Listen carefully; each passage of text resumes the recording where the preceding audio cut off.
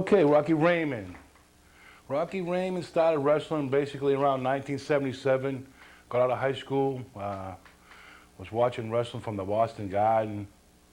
All the great wrestlers like Bruno Sammartino, Superstar Billy Graham, Ivan Koloff, all the great wrestlers, Gorilla Monsoon, Victor Rivera, Mario Milano, all the great wrestlers. And then I went on from 1977, started handing out brochures and pictures of myself. Ended up going to the NWA in 1983 with Dusty Rhodes being the booker down there in Florida. Got to wrestle in Florida for 9 months. Second match, wrestled in a six-man tag with Terry Allen, Scott McGee. Those were my opponents. With Rufus R. Jones. I don't know if you remember Rufus R. Jones from Florida, as well as my partners were Angelo Mosca, Big Nasty, and Jake the Snake Roberts, believe it or not. But he wasn't Jake the Snake Roberts just yet. He was just Jake Roberts. And he was wrestling with Kevin Sullivan down there doing all the Prince of Darkness stuff. And then I got to wrestle great guys like Les Thornton, one of the great amateur wrestlers. I don't know if you guys remember Les Thornton, one of the great, great wrestlers. And then I ran into a guy named Big Daddy down there, 405 pounds. And between wrestling, I was doing a little fence work on the side, and that's where I met Big Daddy. And then I came back to Boston in 1983 after, well, probably 84, late 84. Started running the New England Sports Promotions, which was a local promotion that started here in Lynn on the Lynnway, and was a roller rink. And we had wrestling once a month there, had some great, great draws with, 500 people back in 1984 was a great draw for an independent show. And then started running shows right up until the time of 1993, which I had some great houses here in New England. I had Everett High School for the Crimson Tide. We had the Warlord. You remember the old Warlord from the old WWF or Tri-WF at the particular time. And he packed the house. We had about 1,200 people in Everett at a local independent show. And Don Savio was another great show. And of course, we built on all the locals. And of course, I built a couple of good names up like the Dungeon Master. And then later on after that, we became the Boston Bad Boys. Tony Rumble and Rocky Raymond. We went to ICW with the Savoldis, wrestled on a lot of TV tapings. Did little things with the AWA, got to wrestle with the AWA, ICW when they did that merge together for a while, and actually did some merging with Puerto Rico with Carlos Colon. He came down and wrestled for Mario, and we got to talk to Carlos. We got to go to Puerto Rico. So we did pretty good as the Boston Bad Boys, being that we went through a cycle. And of course, Mario's TV was basically very, very, very popular at the time because it was Vince and it was Mario, and he had about 86 different syndications going on, so we got some pretty good exposure with that. But my favorite wrestler of all time, as we well know, is Bruno Sammartino, the living legend. Was the greatest wrestler of all time in my eye because growing up from a broken family, I used to go to the Boston Garden once a month, watch Bruno wrestle. Sort of kept me off the streets, kept me, something to do once a month. And of course, you guys know because you got some of my footage, the film from the Boston Garden, the great legends of professional wrestling, the way I put it. And I used to go there once a month. And I'll tell you a funny story. I walked around and I said, let me see if I can get an autograph of Bruno. And he was walking down, and I got my hand on his arm, and Bruno was going, how do you expect me to sign an autograph when you got my arm? You got the big arms and you're walking around. But anyways, Boston Garden was a great time for wrestling in the New England area because one of Bruno's favorite towns, along with Pittsburgh as well as New York and Philadelphia, those were his great, mecca towns for him because the Italian ethnic, being that he is, the Italian strongman from Abruzzo, Italy.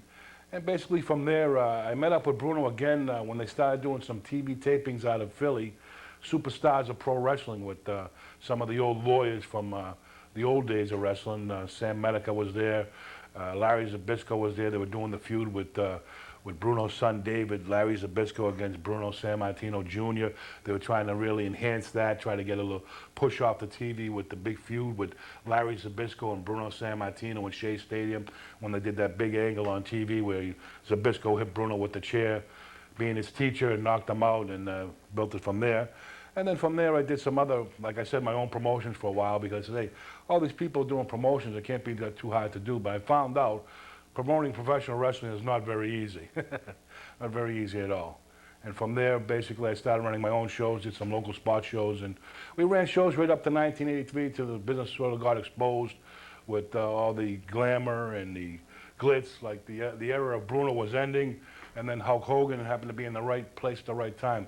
The best thing that I can explain about Bruno is if you mix a good mortar, if you're making a brick wall and you're mixing the mortar, and you get the nice mortar and then a nice mix, you got a nice foundation, you're putting the cement in between the bricks and you're building, and now you got a good foundation. You know, a person like Hulk Hogan, he would be in the right place at the right time. He didn't really have much of a wrestling ability compared to the days of the 70s and 80s, but he had the charisma as being in the right place at the right time, and the bleach blonde hair, size. But as far as chain wrestling and what I call Bruno Sammartino charisma, Bruno used to get the guy in the middle of the ring, get him in the hammerlock and count 1, 2. The whole crowd in the Boston Garden would be count 1, 2, or all the way up to 10. And it'd hammerlock you right up there. And then, you know, moves like that made Bruno Sammartino the man that he is today. And like I said, you got to have good mortar, because if you don't have a good foundation, what happens? The building crumbles. So evidently, Bruno made a good foundation, because you know what? Hogan was up top. Bruno made a nice foundation all the way up to the top. Don't forget, Bruno came back 2 or 3 times as champion because they weren't doing so great with the entertainment. So they brought Bruno back in a couple of times. They gave him the belt back in 1977, gave him another run. And then finally Bruno said, I've had enough of this. And he dropped the championship again. And that was basically the end of it. The last time you seen Bruno in some great matches in Boston were against superstar Billy Graham. Some great matches with Bruno in 1971. Unfortunately, one of the downfalls for me was when Bruno lost the title in 1971, because back in the day they didn't have any TV like they have it now, and you'd know what was going on here, there, everywhere. And Bruno lost the title in New York. By the time it got back to Boston, it was, you know, you was like you were heartbroken. And the wrestling magazines did the stories like from, you know, the 1971 feud with Koloff and Bruno, and then you could hear the people would say, well, you could actually hear a pin drop in the Madison Square Garden because it was so quiet when Bruno's shoulders got pinned to the mat for the first time in 1971. It was unbelievable. Of course, you know, Bruno had some tag matches, and, you know, he'd get double teamed or he'd get pinned. Someone would come off the top rope to double team him to bring back a return match. But some of the great matches in Boston, you'll never see again. But in 1971, that match with Ivan Koloff, even though Bruno had lost the title, you couldn't compare it to any WrestleManias. The chemistry of the match, the storyline of the match, it told a story, the moves that they were doing, and of course, don't forget, that was a boxing ring in Madison Square Garden. That wasn't a wrestling ring. That wasn't those rings with the springs and the big pads and the pads around the ring. That was a legitimate boxing ring. Matter of fact, I was watching it not too long on Classics, and I noticed the ring. It was Muhammad Ali against, I think it was Frazier or whatever, but I noticed that was the ring that Bruno wrestled Koloff in, and that was a 4-strand rope ring with the hard base. There was no spring in it. There was none of that, you know, like they have today, a WWE ring. You go in the middle of the ring, it's like a trampoline, more or less. Back in the day, a lot of hard rings, a lot of hard blows. When Bruno got in the ring and he wrestled, he'd hit you with some very hard blows that go the distance, that gave you what you wanted. They wanted to see heavy wrestling, heavy blows. And that's what you got with Bruno Sammartino. You didn't get this. There was no, now they go back and forth.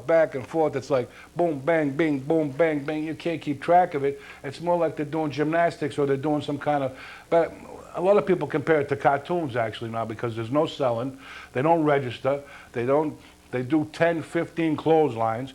And Bruno hits you with one clothesline, hits you with one chair shot, and that would be it. That'd be the end of the match. Now they're doing 6, 7 suplexes, 5 clotheslines, 9 or 10 small packages, and you know what? They wrestle the same guys over and over again, 13, 14, 15 times on TV in this match and that match, and perhaps that's why they're not drawn like they used to. Bruno never wrestled on TV. Maybe once in a great while you got to see Bruno on a Saturday afternoon wrestling show. Of course, he'd come out and do his interviews in the town that he was going to be in. If he was in Boston, he'd speak about he's going to be wrestling Ivan Koloff. He's going to do whatever he's going to do. He's going to do 100%. And then he'd come into that little pitch when he'd say, Bruno, can you say a couple of words to our Italian-speaking friends? And then he'd go into his rap, and the people would love it. They'd absorb it like a sponge. When Bruno came to Boston, it was more like you were going to see your father. It wasn't like you're going to see a wrestler. You're going to see someone that you really had feelings for. When he got in the ring and they were putting him down, they were putting the boots to him, the crowd would really take it to heart. and you know, they're really getting into the matches. Now it's like, you know, they get into the match and they're booing, they're doing this, they're doing that. Who's the heel? Who's the baby face? When Bruno went sideways and he went like this, you knew he was going to make the comeback and he was going to have the guy in the corner and he was going to do exactly what you want him to do, maim the guy, pin the guy, and before you know it, Bruno was in the middle of the ring with his arm up, victorious, and that's what all the fans wanted in Boston because we loved him in Boston. He was very, very well known.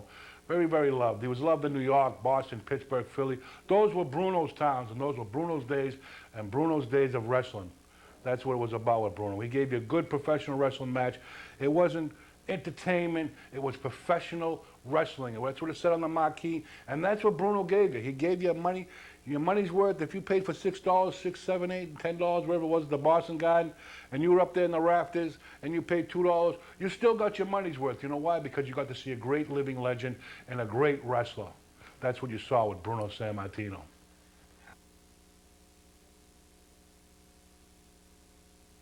Well, the change of wrestling really came about in the late 80s, I feel.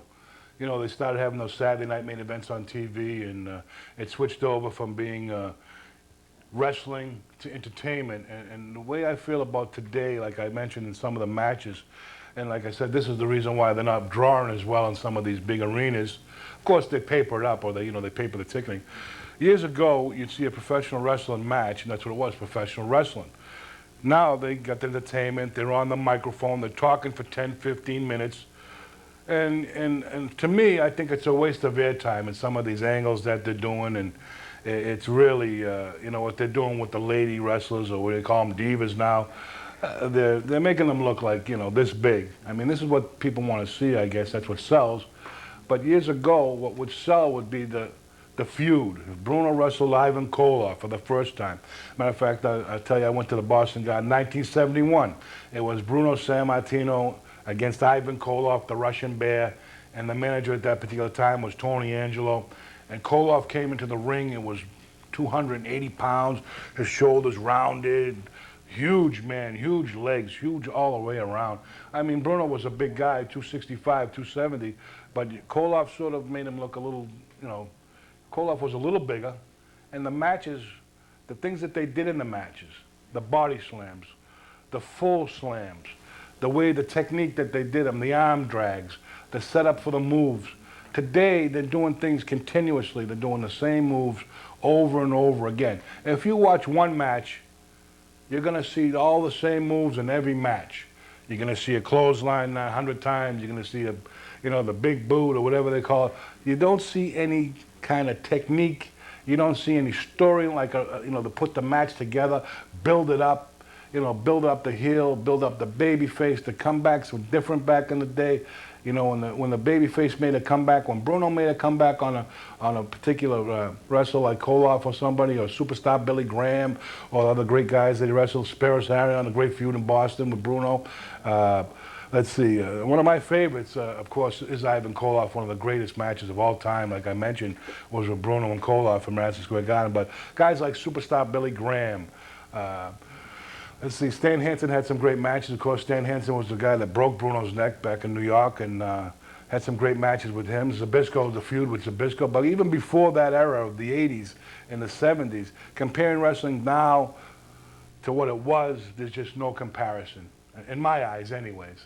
I mean, I feel that basically that, you know, the times change and everything, but I'm old school and I'm stuck on those days of the wrestling that kept me out of trouble, that I came every month to see. And, you know, guys like Strongbow, he had his great war dance, and he got into the crowd and they loved when he came down the aisle. The bells were shaking, the colors from the headdress, all that particular stuff. There's a lot of great wrestlers that have just gotten forgotten about, you know, compared to what they are now. I mean, there's 30, 40 wrestlers. Back in the day, I mean, if there was 15, 16 guys in the dressing room, that was a lot of wrestlers.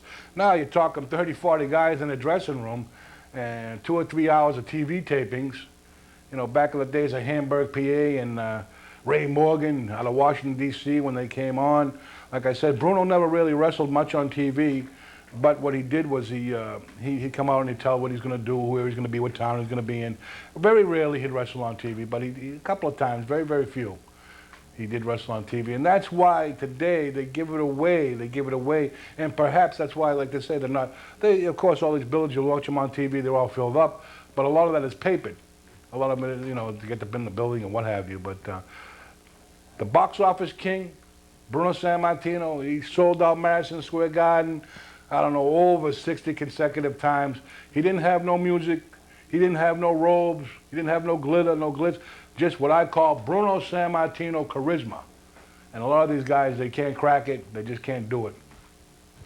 There's no replacing a guy like him. Like I said earlier, it's like a good mortar. When you build it up, if you don't have the good mortar, what happens? The building crumbles. And it's starting to crumble in a lot of ways. A lot of ways.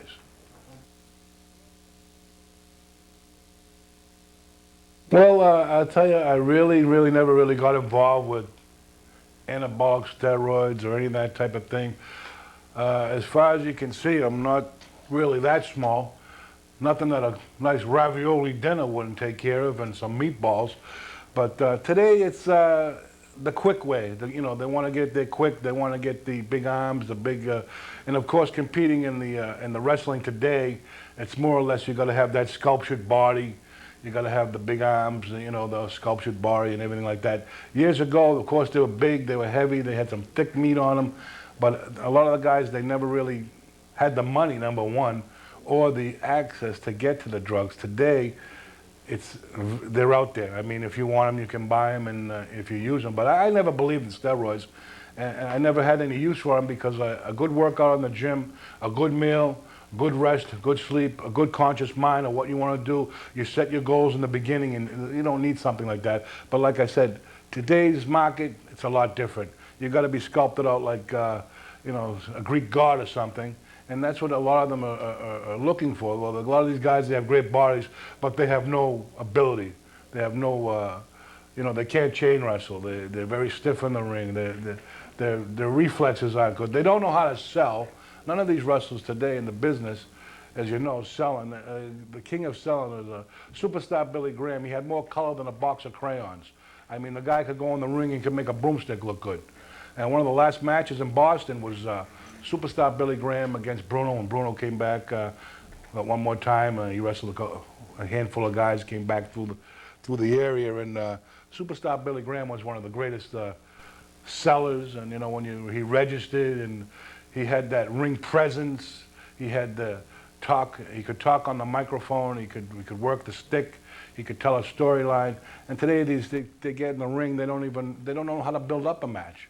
They don't know how to build it up like finally, and then it just overflows into what I call some of the greatest feuds in Boston, which was superstar Billy Graham, the Ivan Koloff matches. A lot of the great matches that I really enjoyed going to see was some of Bruno's matches. He wrestled the guy Waldo von Erich from Germany, of course, the big feud with Bruno and Waldo von Erich, because the history of Bruno, when he had to go up to the hills there, when they had the war in Italy, he had to go up to the hills, stay up there in the hills and eat grass and eat snow to maintain, living quality. And he come a long way, Bruno. Bruno's done a lot of great things for professional wrestling, and I think that a lot of the people don't realize just how much he's done, because basically they're looking towards the glamour and the glitz, like you say, from today, how it is today, and they forget about how it was yesterday.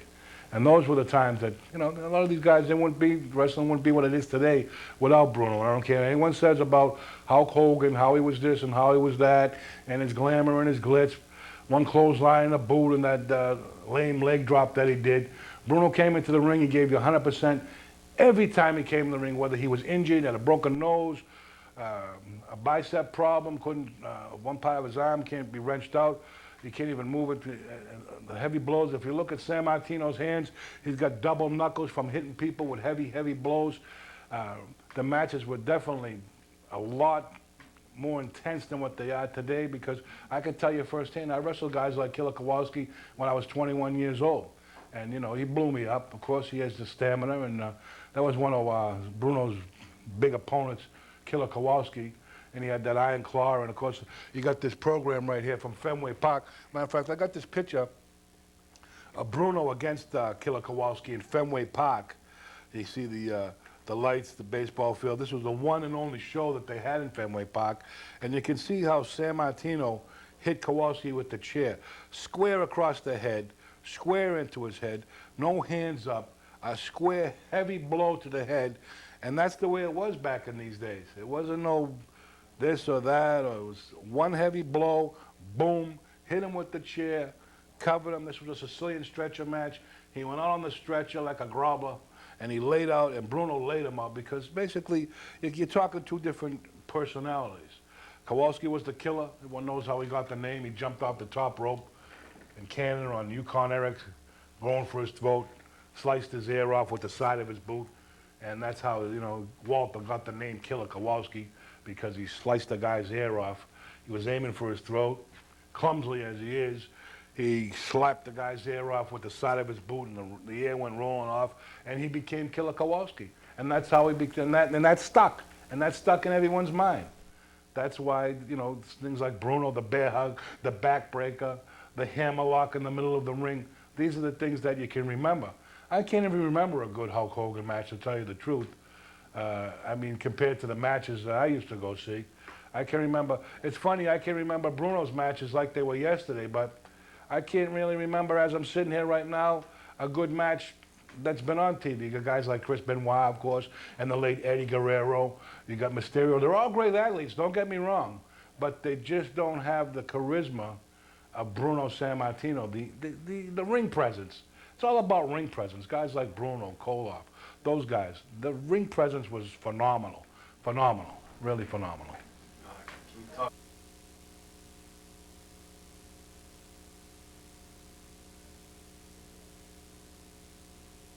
Alrighty, well, the things that I can remember when Bruno Sammartino was, as a lot of people put it, blackballed, when he came down from Canada, and he could only wrestle in Canada, I believe. He was, you know, blackballed because of one thing or another, I believe, when his son came into it, David, and they were using the Bruno Sammartino Jr. gimmick in some of the matches that I was, as a matter of fact, I got to wrestle David Sammartino, and it was almost like wrestling Bruno himself, because he was so close, and it was like a chip off the old block. All the moves were done just like Bruno did them. You know, the body slams, the headlock to one tackle, the drop down to the arm drags and stuff like that. But a lot of the controversy with Bruno was, I guess, because he didn't really like the steroids, and he didn't want to get involved in that kind of stuff, and he didn't want to be involved in that. And as far as Toots March, going way back to the days of, you know, Buddy Rogers and the guys like Dr. Miller there and all the great guys, Bill Watts, back in the 60s, you know, the 60s, the late 60s, those guys there, that's where you talk about some real hardcore wrestling. With Bull Ramon, you get guys in the ring that, they'd probably try to, you know, if you beat Bruno Sammartino, guess what? You're going to get a good name in wrestling back in the day. So a lot of guys would go out there, try to really put a hurt on Bruno, and that's where he had to put his defense up, because a lot of these guys knew if they beat Bruno Sammartino, they're going to rise to the cream of the crop, and the other guys are going to fall to the bottom. And Bruno had it hard for a long time, I believe. He didn't get to wrestle in all these big places, and he had to, you know, go up to Canada and wrestle. I guess that's where he met Ivan Koloff, the Russian Bear, up in Canada. Brought Koloff down to, you know, the Vince McMahon territory, or Vince McMahon Sr. back in the day. And the blackballing is like, I can relate to being blackballed because, like I said, when I was doing my promotions back in the day, once I did some of my own spot shows where I wrestle for ICW, I get some TV exposure, or I go here or go there. I come back and run my own shows, and they got to be, well, he's only coming to do TV so he gets some TV exposure, then he can promote his own shows. Right, but that's the way things go on. You want to excel in wrestling. You don't want to, you know, stay on the bottom. You want to, you know, build your way up. And much like I did my own thing. I tried to get bookings where I could get, just like with Bruno, I'm sure.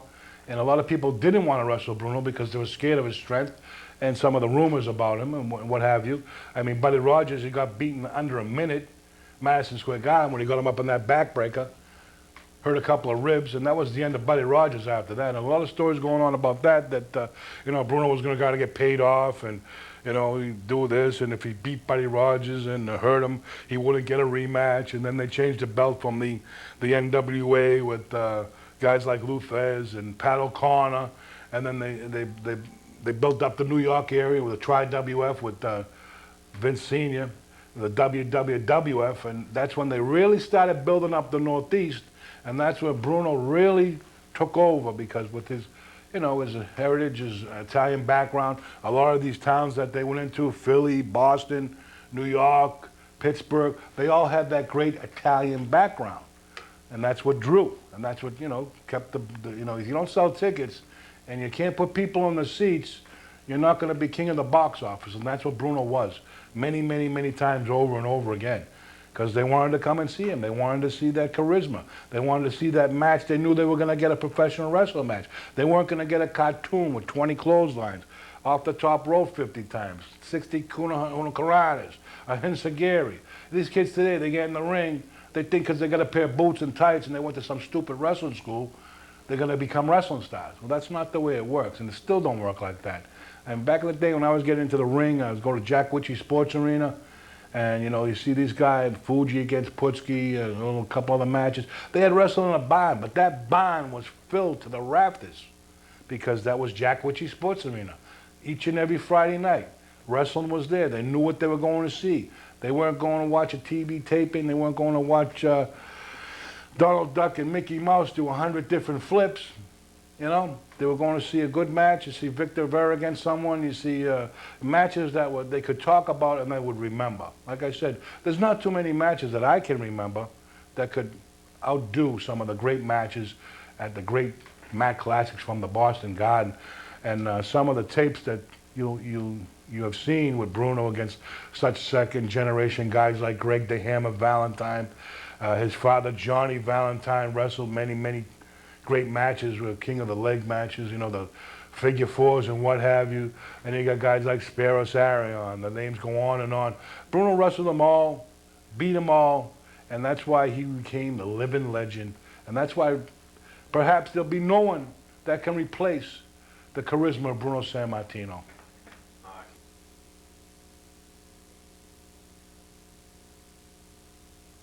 Okay, well, basically, the WWE Hall of Fame.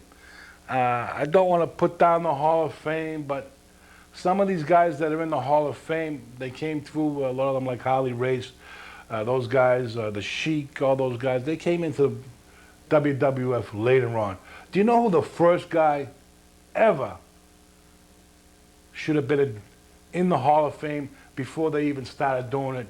The name is Bruno Sammartino, because he's the man that made this area, the Northeast, what it is today.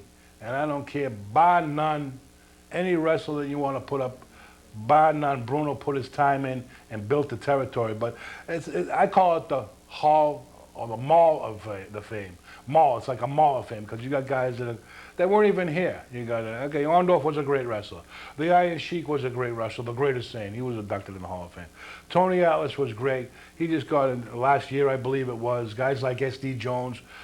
You know, those guys, they put their time in, yes, but there was only one guy that should have started out with this Hall of Fame, and it should have been Bruno. But Bruno, perhaps, he doesn't get along with the gentleman that's running the show at this particular time, and it's his choosing. Of course, I guess they had superstar Billy Graham call Bruno up, and Bruno was no fan of superstar Billy Graham, and go back to the steroids, and you know, that's just not, Bruno really, he had some great matches with superstar, but in the later stages, it touched base with that superstar Billy Graham was the guy that was spreading the steroids around, so to speak, because everybody wanted to be like superstar Billy Graham. He had the big arms. He had the 22-inch arms. He had the great physique. He had the boas. He had the colors. He had everything. So everyone wanted to like model himself after that particular body. He was a great bodybuilder, of course, but he indulged into the extracurricular activity, which later on hurt him as far as his kidneys and his liver and, you know, his health and everything else. That didn't help him. But Bruno should have been the first and the very first guy in the northeastern area. But his particular likings, they don't get along. You know, a couple of things, like I said, I guess they had Superstar approach Bruno, call him on the phone, ask him if he'd like to come down and be in the Hall of Fame. And of course that year you had one other person that was going to be in the Hall of Fame that year, which was Hulk Hogan. So that's another, you know, you got Bruno and you got Hulk Hogan. You got Hogan over here and Bruno over here. You know, there's a lot to do with feelings in wrestling. It's a very, very devastating. It's a business where you really got to be hardcore. You got to be able to take anything they give you, and how they treat you, and why they treat you. You figure a guy like Bruno Sammartino, they treat him like a king deservingly, but and that wasn't the case with the situation. And I think that Bruno made the right idea. He took the ideas that in his own mind that's what he wanted to do, and that's what he's doing. He doesn't want to be in it. That's his prerogative, and I go with that. As far as the Hall of Fame go, I don't think that many guys that, yeah, you got guys like the Sheik, like I mentioned, Paul Orndorff, he was a great wrestler, but as we know, the Brandon Bill, Paul Orndorff was a great, wrestler down in Georgia in that area. He came up here later on and had some great houses with Hulk Hogan, great house in Canada. See, I can't remember one match with Hogan when he wrestled Orndorff in Canada outside. That was a very big house they had before one of the WrestleManias. But guys like that, they weren't here all the time. They didn't put the time in that Bruno put here in the Northeast area. There was just there was really no one here other than Bruno Sammartino. You had guys like Strongbow on the undercard, Dominic DeNucci, Mario Milano, Victor Vera on the undercard. But now you watch wrestling today, there's 30 or 40 guys underneath. And years ago, when Bruno wrestled the Madison Square Garden, there was maybe 15 or 16 guys underneath, and that was it. The main event that you were coming to see was Bruno, whether it was against Beppo Mongo, whether it was against whoever the big name was at that time that was trying to come and take the title from him. That was the big thing that was back then. Now, you see these guys, they wrestle on TV Monday night, Tuesday night. It's on again Friday night, Saturday night. They're burning it out, and that's perhaps why, like I said earlier, they're not getting the big crowds at the box office that they did years ago with Bruno.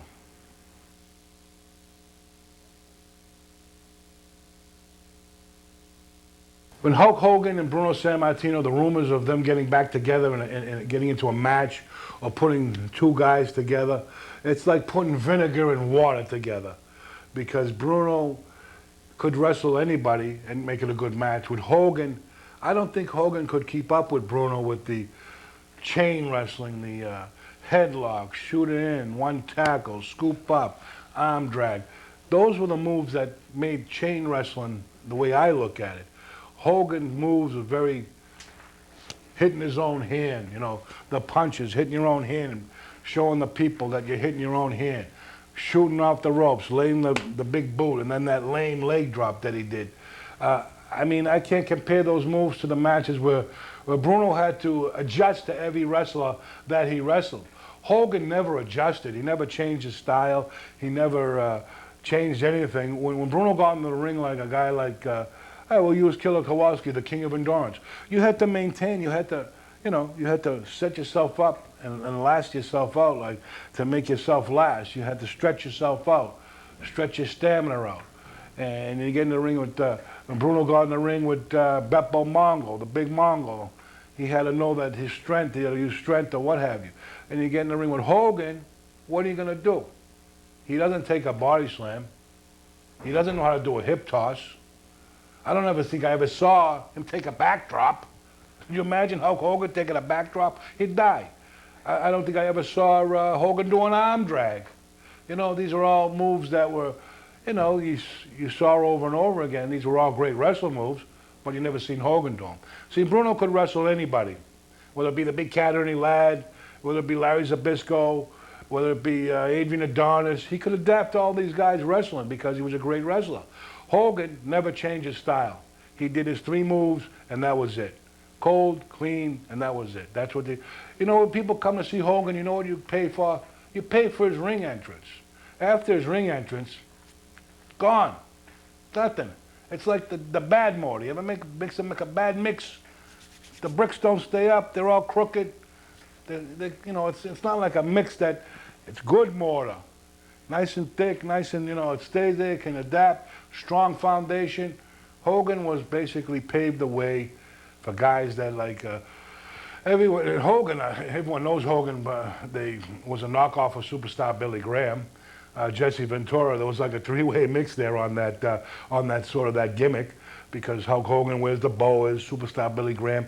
And in Superstar's book, he tells that Hulk Hogan was in the Tampa Armory, which I wrestled, matter of fact, I wrestled Bobby Duncombe at Fort Hessley Armory in Tampa, the same place where Hogan was in the audience saw superstar Billy Graham, and of course, wanted to be just like superstar Billy Graham, the big arms, the boa, the colors, all that stuff, but nowhere near, superstar Billy Graham has more charisma and more color than a box of crayons. Hogan just copied it off. It was like a repeat of Hulk Hogan being Jesse Ventura, or Hulk Hogan watching superstar Billy Graham.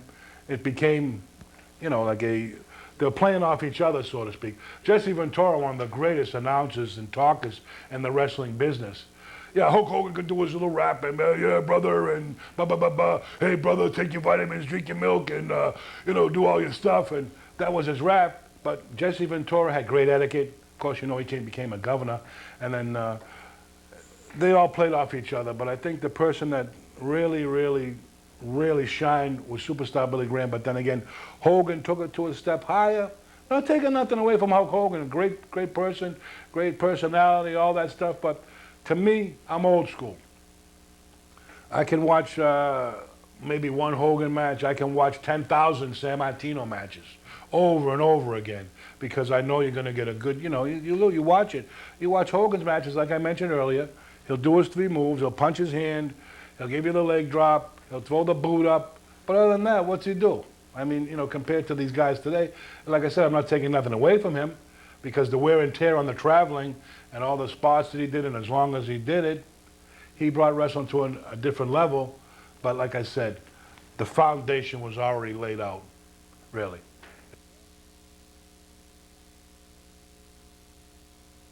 Well, I think as far as a lot of people back in the days, you go from the 60s to the 70s, the 70s to the 80s, the 80s to the 90s, everyone, they knew that from a certain point that entertainment is entertainment, wrestling was wrestling. When I was a kid going to the Boston Garden, like I said, I was a wrestling fan first, then I became a wrestler, and from the wrestler I became a promoter, and now I'm back to just being myself, I guess.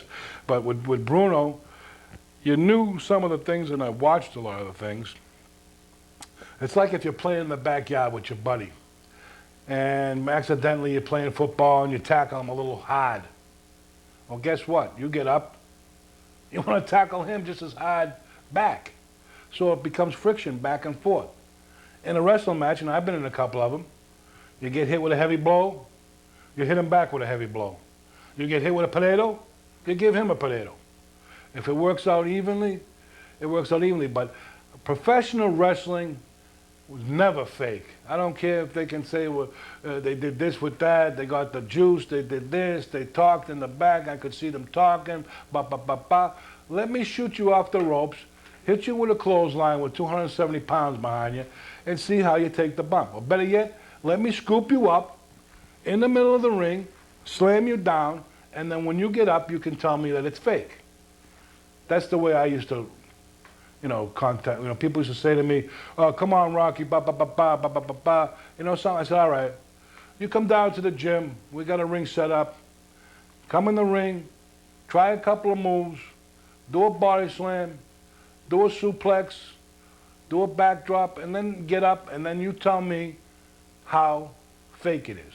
You still have to maintain and train your body. And don't forget, these guys, unbelievable schedules now. I mean, Bruno traveled, he was everywhere, he did a lot of dates away from home, gave up a lot of his time, a lot of his family time.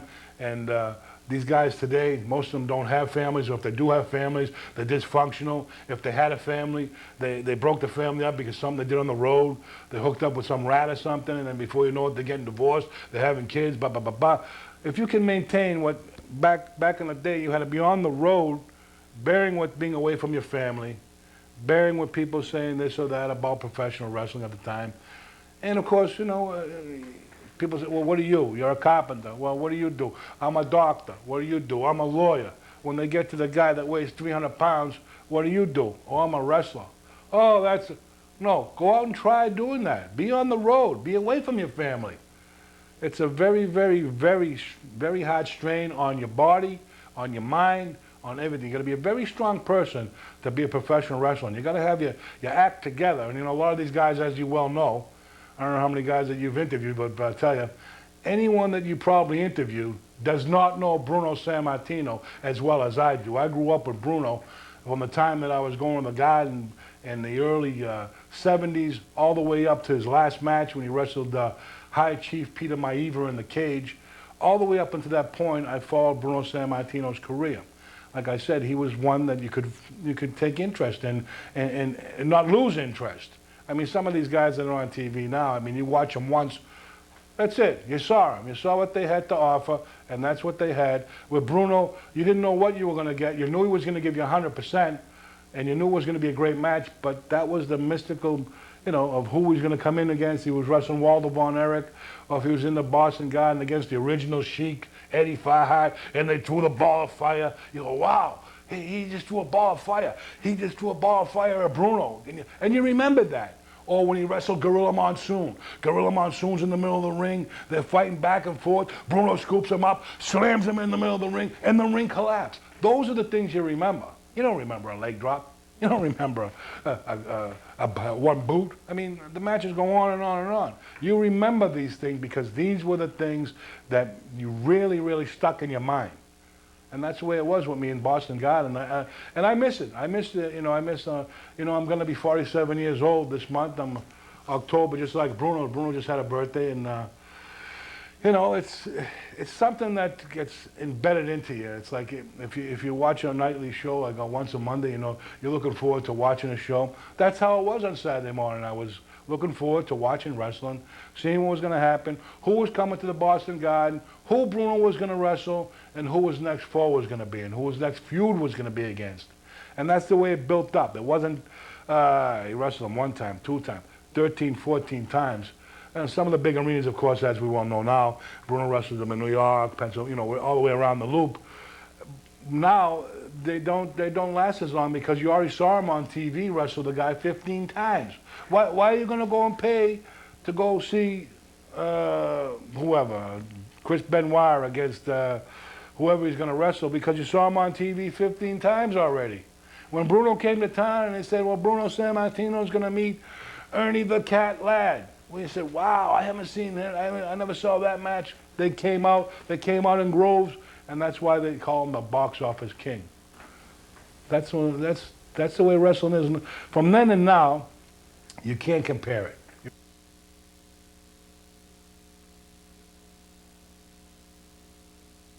You know, in wrestling now, it's more of a, you know, there's so many other things going on with wrestling. You got these every pay-per-view they come up with a DVD. A particular band is this is the theme song, and then you got all the marketing that goes on with wrestling now. And you know, they do a pay-per-view. They send 5 wrestlers out to do an autograph signing here. They're doing this. They're doing that. They're doing the Diva search. They're doing become a pro wrestler. You know, all these things. They're doing so much in the entertainment that they're forgetting about the wrestling part of it.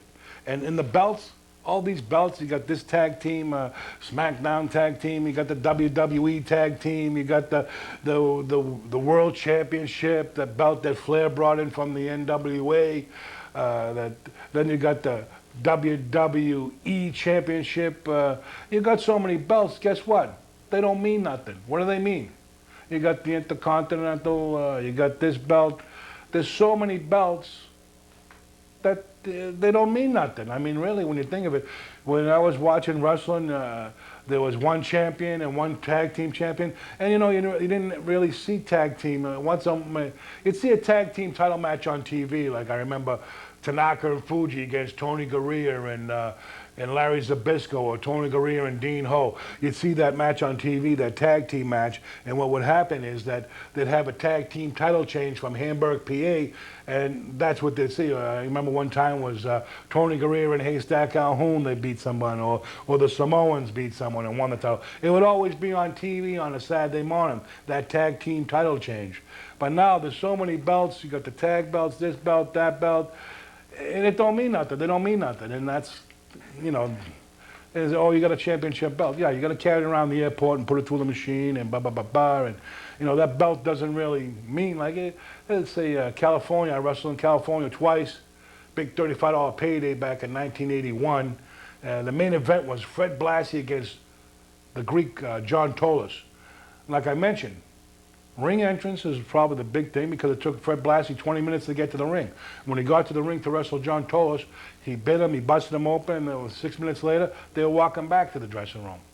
So it's all about the wrestling sometimes, and when I train most of my guys like Tony Rumble, the Dungeon Master, I told him, I said, you know something? You got to remember that. Your entrance is everything, just like The Undertaker. He's a great wrestler.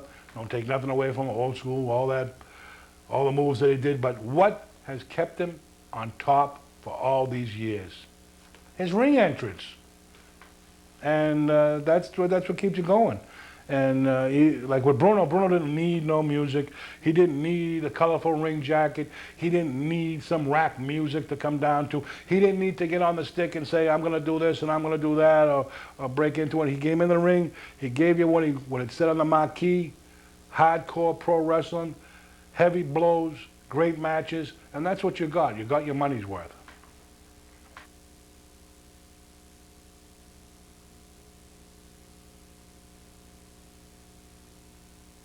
Some of the great matches with Bruno Sammartino in Boston. I can remember so many of them. My tapes, I can watch them over and over again. My matches with Ken Patera.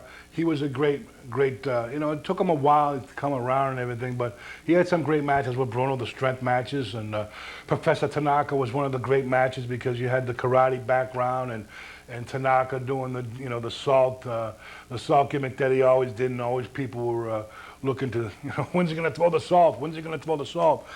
Mr. Fuji was a great wrestler, took some great bumps against Bruno in Boston, and comparing great matches, one of my favorite matches in Boston, I have to say, between superstar Billy Graham's feud with Bruno, and then of course Ivan Koloff was my favorite because once I got to see that match, 1971 in Madison Square Garden, and the technique and the storyline of the match and the moves, and just Koloff was one of the greatest heels against Bruno of all time. Of course, he was the one that dethroned Bruno for the first time, so that kind of sticks in my mind. But Bruno has a lot of great matches. Another great match was with Greg the Hammer Valentine, second generation wrestler. That was a good match. So many matches that I can remember. I mean, tag matches, he'd be in there with Putski sometimes against Hansen and Koloff, and then they mix it up with Superstar and Arion against Bruno and Danucci. Some of the tag bouts that people probably didn't really get to see. On some of my DVDs that you can check out some real great matches. And then later on, they had that feud with Larry Zbyszko, which was okay because Larry Zbyszko was flying around the ring. I mean, Bruno would touch him, and boom, he'd really explode, so to speak. And matches with Peter Maivia, Mets are Mets, 1, 2, and 3. They built it up. They tried to build it up. 1, 2, and the third match was the cage match. But going even back before then, some great matches. Boston, like I said, when Gorilla Monsoon was a heel, when Bruno slammed Monsoon in the ring, that was a great match. A lot of those Hans Mortier, Bull Ramos, going back, Bill Watts, some great matches with Bill Watts. Take the Bulldog Brower, the guy Brower Power there, the KKK guy with the huge legs, Brower there. And there was a lot in between. The Valiant Brothers, Handsome Jimmy, Luscious Johnny, great tag matches with them. John L. Sullivan would approach Bruno at his house. I actually knocked on his door, I believe. John L. Sullivan wanted to become a pro wrestler. Then later put the team together of Handsome Jimmy and Luscious Johnny, the Valiant Brothers. And Albano even got in the ring with Bruno in Boston after so many years of bringing guys in. Oh, I'm going to beat Bruno with my man. I'm going to beat Bruno with my man. And, there was a lot of great times in Boston. I wish I could bring them back, but I can't. But I got the memories. That's the good thing. I got the great memories of Boston Garden. And Here's the man, Ivan Koloff, the Russian Bear, 295 pounds. This man is the man that defeated Bruno Sammartino back in 1971 for the Worldwide Wrestling Federation. And this is Bruno's second reign as champion. The living legend coming to the ring now with the ring attendant, Mike Bernansky. And our ring announcer announcing these two men as the Russian Bear, showing the crowd the size of his arms. 295 pounds. And the living legend, Bruno Sammartino. The crowd loves this man in Boston, the Abruzzi strongman, and in my opinion, the toughest opponent of Bruno Sammartino was the Russian Bear. There's the bell, and we're head for some great action here in this match. Collar and elbow tie-up as the Russian Bear pushes Sammartino back to the ropes now. Wild shot over the head now as Bruno ducks the forearm but gets caught with the clothesline to the back of the head now. Collar and elbow now as Koloff puts the arm bar on Bruno Sammartino, and he's counting now with the leg. Ivan Koloff, the Russian Bear. Big boot to the midsection now and a heavy blow to the side of the head and the back of the living legend. That big deadly knee drop off the top rope. That's the one that finished Bruno back in 1971, Madison Square Garden. And Koloff now putting the boots to the small of the back of Bruno Sammartino. Big turnbuckle now as the crowd now not in the corner of Ivan Koloff. Irish whip out of the corner now as the Russian Bear shoots Sammartino into that steel corner post. And now referee John Stanley, one of the head referees here in the Worldwide Wrestling Federation. Sammartino snatches the side headlock on the Russian Bear, Ivan Koloff, as he shoots Sammartino into the ropes now. Big shoulder tackle now as Sammartino crisscrosses. Big body slam, scoop slam by the Russian Bear into a kick out now. Ivan Koloff, big arm drag by Bruno Sammartino. Loves to work that arm now, Sammartino. Many people in Boston know the hammerlock in the middle of the ring now. And he's got that arm bar on the Russian Bear. Shoots him in now, one shoulder tackle now. Into a big hip toss. Kick out by Sammartino. Back on that arm drag. And the crowd loves this Abruzzi strongman. That's right, the Abruzzi strongman, Bruno Sammartino. Better known as the living legend. The box office king in Boston, New York. He sold out all the big arenas. This is professional wrestling. Like it says on the marquee, it's not wrestling entertainment. It's professional wrestling. They're crisscrossing now. Koloff, Sammartino. Big arm drag by the living legend. And John Stanley right on top of the action. Great referee now. All the great main events here in Boston.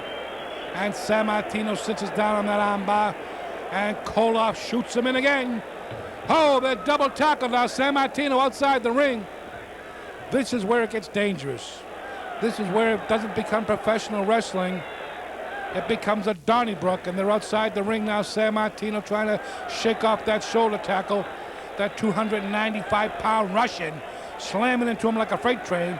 And he's putting the boots down hot and heavy onto the chest of the living legend.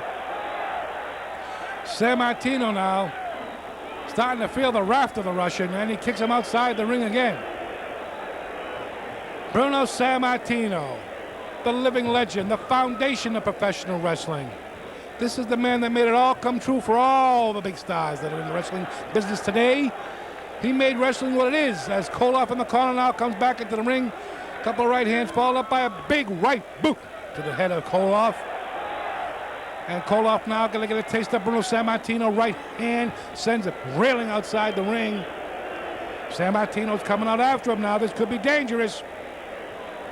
Oh, he rams him into those plexiglass security barriers outside the ring. And the crowd trying to get at the Russian Bear. Koloff trying to make his way back into the ring, and Bruno to no avail. Koloff outside the ring and Sammartino in the ring. Big right hand, wild shot by Koloff. Sammartino follows up with that big right hand. Double axe handle. Another right forearm sending Koloff off that ring apron and down to that hardwood floor. That's right, there's no mats around the floor. This is the old WWF. Test the strut now into a big boot. And a right hand into Ivan Koloff's head. He's whipping him out of that corner. Irish whip. Hit that corner buckle. Oh, he ran into that big knee. That's the one. Koloff up for the finish. No. That's the one he beat him in 1971. Sammartino wasn't followed for that one. Falls up with a couple of right hands now. Sammartino sends Koloff into the corner buckle. Right hand into the midsection. Irish whip out of the corner now. Koloff sent to that corner buckle. Bruno follows him with that big high knee to the chest. Heavy blows. And they got him in the corner much like Muhammad Ali again. And he's got rights and lefts. Heavy blows to the back of the head now. Koloff begging off now. And the crowd wants more action here in Boston.